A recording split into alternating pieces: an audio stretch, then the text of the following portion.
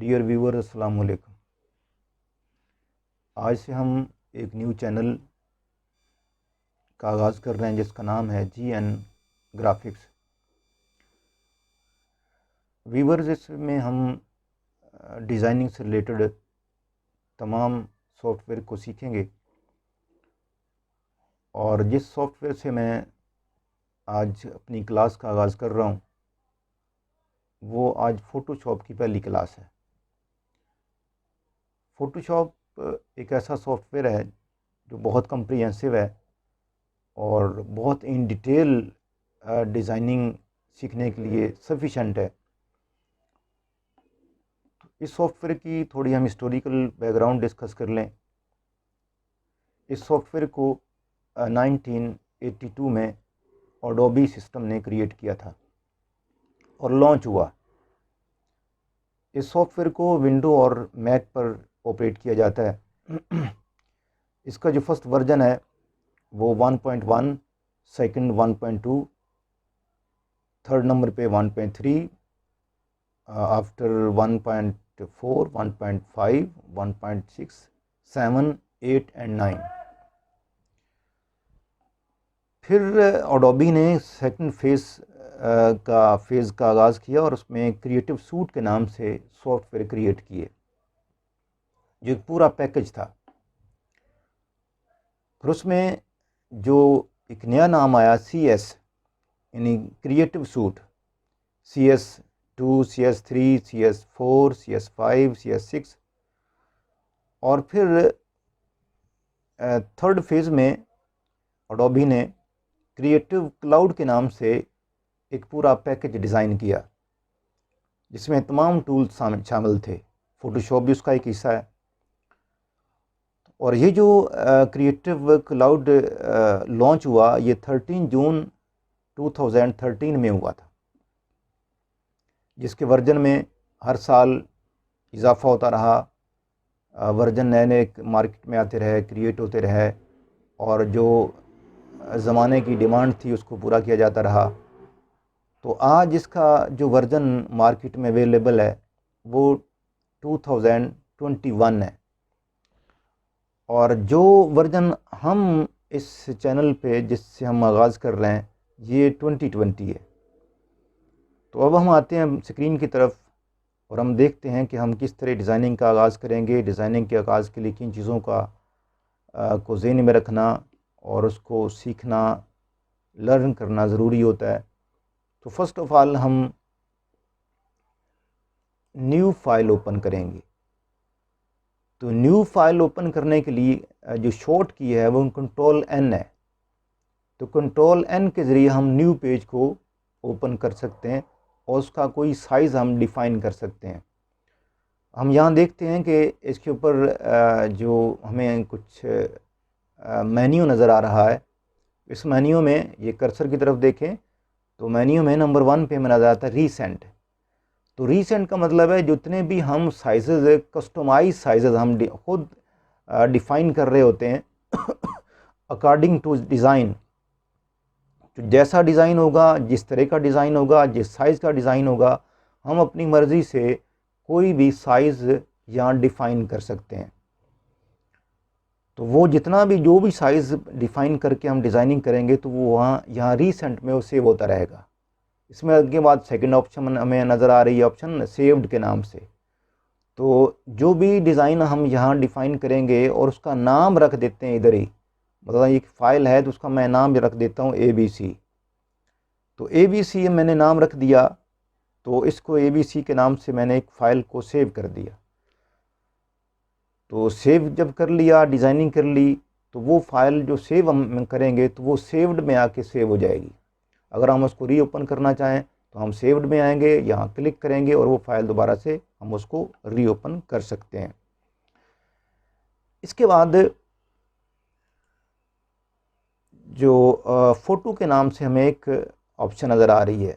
यानी अगर हम कोई फ़ोटो वगैरह डिज़ाइन करना चाहते हैं, कोई तस्वीर बनाना चाहते हैं किसी की, अपनी दोस्त की, फ्रेंड की, उसका कोई भी साइज़ हम लेना चाहते हैं तो वो यहाँ से हम साइज़ ले सकते हैं। यहाँ बहुत सारे साइज़ दिए गए हैं। तो जितने साइज़ फ़ोटोशॉप में फ़ोटो के डिज़ाइन किए जा सकते हैं तो वो सारे साइज़ यहाँ पर ऑलरेडी दिए गए हैं। तो यहाँ में से किसी को क्लिक करेंगे तो उस साइज़ के अकॉर्डिंग टू हम कोई फ़ोटो वगैरह डिज़ाइन कर सकते हैं। इसके बाद आगे जो 4th नंबर पे आ रहा है वो प्रिंट है। तो प्रिंटिंग से रिलेटेड कोई भी हम पेज डिज़ाइन करना चाहते हैं, हम कोई लेटर डिज़ाइन करना, लेटर हेड डिज़ाइन करना चाहते हैं, हम कोई और प्रिंटिंग मटेरियल को डिज़ाइन करना चाहते हैं, फ्लायर है, ब्रोशर है, बैनर है, तो वो हम यहाँ बहुत सारे साइज़ दिए गए हैं। तो हम यहाँ से कोई भी पिक करके हम प्रिंटिंग के लिए ज़्यादा कोई साइज़ डिज़ाइन कर सकते हैं। इसके बाद आर्ट एंड इलस्ट्रेशन है। तो इससे रिलेटेड भी बहुत सारे यहाँ डिफ़ॉल्ट साइज़ हैं। तो हम किसी को भी यहाँ से पिक करके हम उसके अकॉर्डिंग टू डिज़ाइन कर लेंगे। उसके बाद वेब है।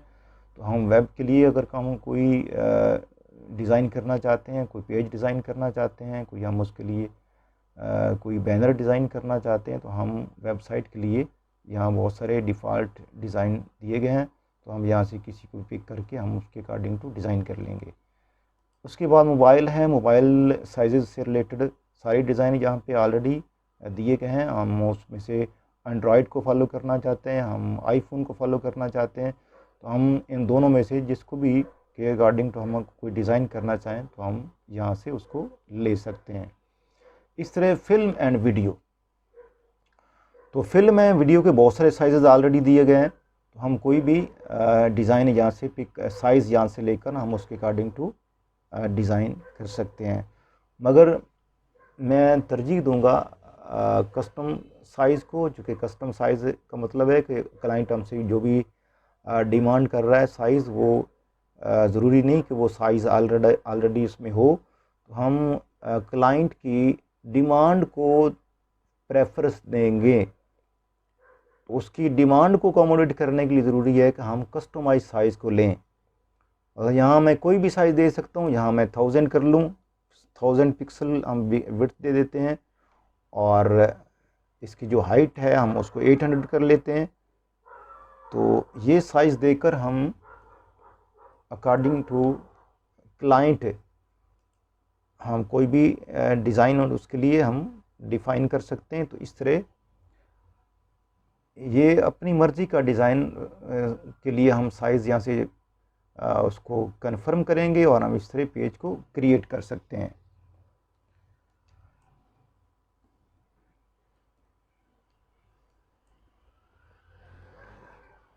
इसके बाद व्यूवर्स हमें ये देखना पड़ेगा कि हम पर इंच पिक्सल कितना देना चाहते हैं, 300 देना चाहते हैं या 72 पिक्सल देना चाहते हैं। तो उसके लिए हमें ज़रूर ये बात ज़हन में रखना होगी। अगर हमारे डिज़ाइन का रिलेटेड है प्रिंटिंग के साथ तो हम यहाँ 300 पिक्सल रखेंगे, और अगर हमारा जो डिज़ाइन है वो वेब के साथ उसका से रिलेटेड है या डिजिटल मार्केट से रिलेटेड है तो हम इसको 72 पिक्सल देंगे। मगर इसको हम प्लस माइनस कर सकते हैं, चेंज भी कर सकते हैं, इसमें कोई ऐसा मुज़ायका नहीं है। तो बहरहाल प्रेफरेंस ये दिया जाता है कि अगर हम वेब से रिलेटेड कोई काम करना चाहते हैं तो 72 देंगे, अगर हम प्रिंटिंग से रिलेटेड कोई काम करके देना चाहते हैं क्लाइंट को तो वो 300 पिक्सल दिया जाएगा। इसके बाद ये कलर्स हैं। कलर अगर हम वेब से रिलेटेड कोई काम कर रहे हैं तो हम कलर RGB देंगे, और अगर हम कोई प्रिंटिंग से रिलेटेड काम करके दे रहे हैं क्लाइंट को तो हम उसमें CMY के कलर चूज़ करेंगे।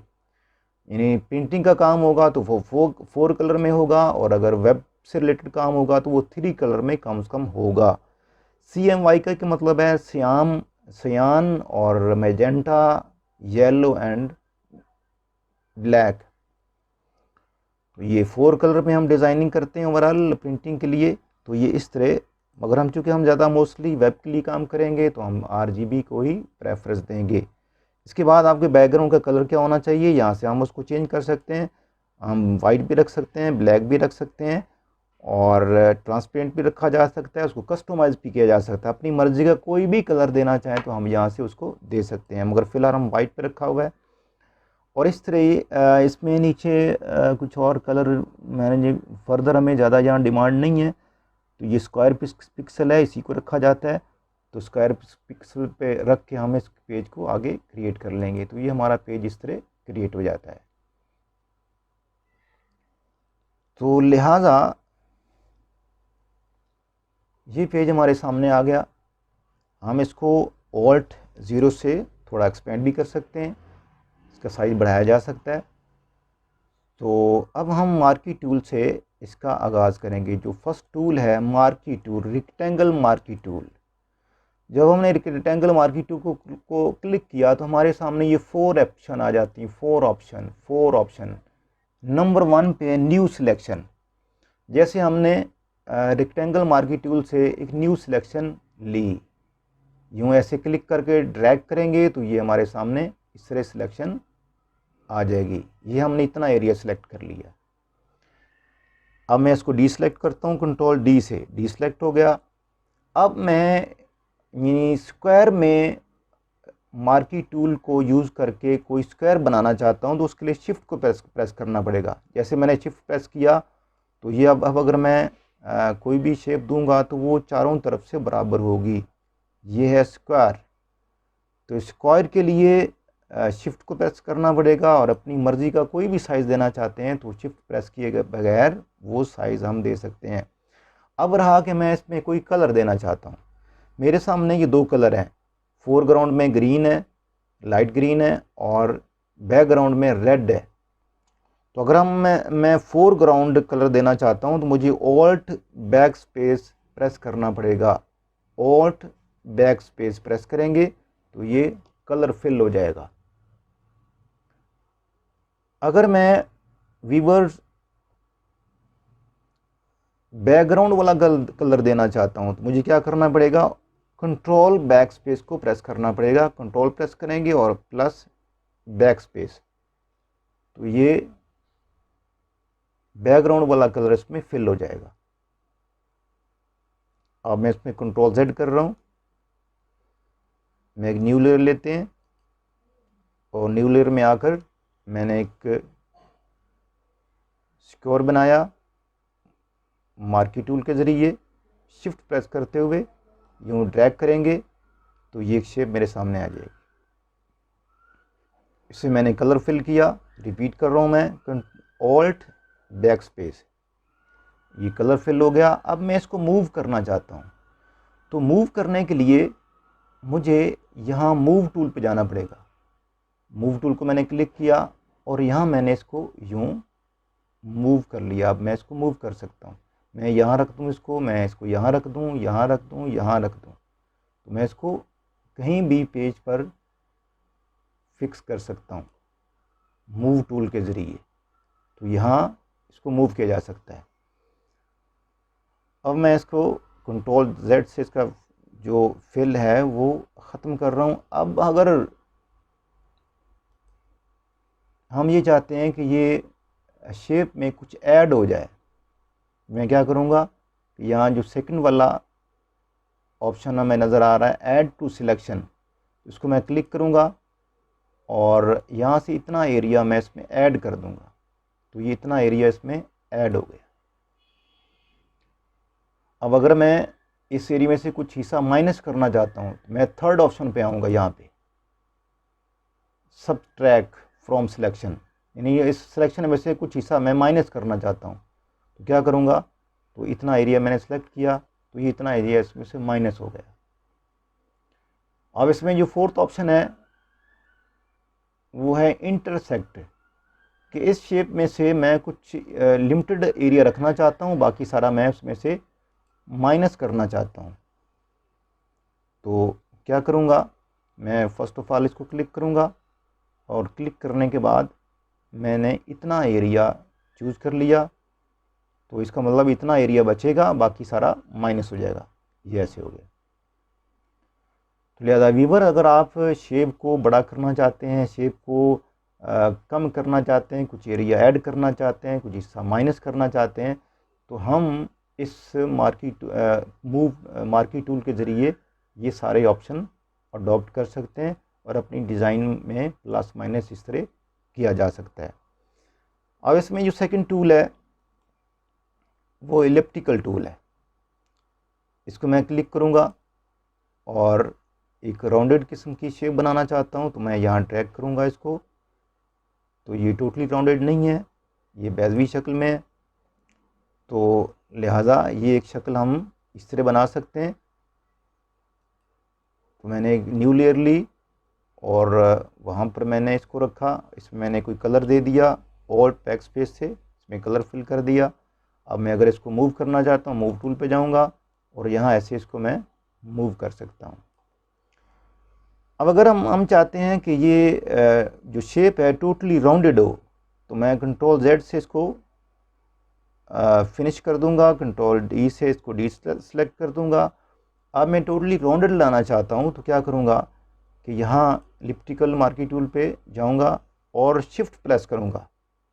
शिफ्ट प्रेस करके जब मैं इसको ड्रैग करूँगा तो टोटली राउंडेड होगी, हरगिज़ इसमें कहीं भी फ़र्क नहीं आएगा। तो मैं छोटे साइज़ में बनाना चाहता हूँ, बड़े साइज़ में बनाना चाहता हूँ, तो अपने साइज़ में जितनी हमारी रिक्वायरमेंट होगी तो अकॉर्डिंग टू रिक्वायरमेंट हम इसको टोटली राउंडेड शेप दे सकते हैं। ऐसे मैंने इसको रखा। अब मैं इसमें कोई कलर देना चाहता हूँ तो ऑल्ट बैकस्पेस ग्रीन कलर इसमें आ जाएगा। अगर मैं बैकग्राउंड वाला कलर देना चाहता हूँ तो मैं क्या करूँगा, कंट्रोल बैकस्पेस से मैं इसको बैकग्राउंड वाला कलर दे सकता हूँ। अब मैं इसको अगर मैं मूव कराना चाहता हूँ तो ये मूव भी हो सकता है, ये ऐसे मूव हो जाएगा। तो ये हमने आज की क्लास में रेक्टेंगल मार्की टूल को पढ़ा। आज हमने जो इलिप्टिकल मार्की टूल है उसको हमने आज सीखा। तो व्यूअर्स, मैं ये उम्मीद करता हूँ कि आपको ये क्लास अच्छी लगी होगी। आप अपना लैपटॉप ओपन करें, साथ क्लास को अटेंड करें और जैसे जैसे प्रोसेस के साथ आपको डिटेल से बातें बताई गई हैं उनको आप सीखते जाएंगे, लर्न करते जाएंगे और एक दिन ऐसा आएगा कि आप सारे लोग ज़रूर डिज़ाइनर बनकर मार्केट में अपनी स्किल को मनवाने के अहल हो जाएंगे। वस्सलाम व्यूअर, अगर आपको ये क्लास अच्छी लगी है तो आप इसको शेयर करें, लाइक करें और सब्सक्राइब करें।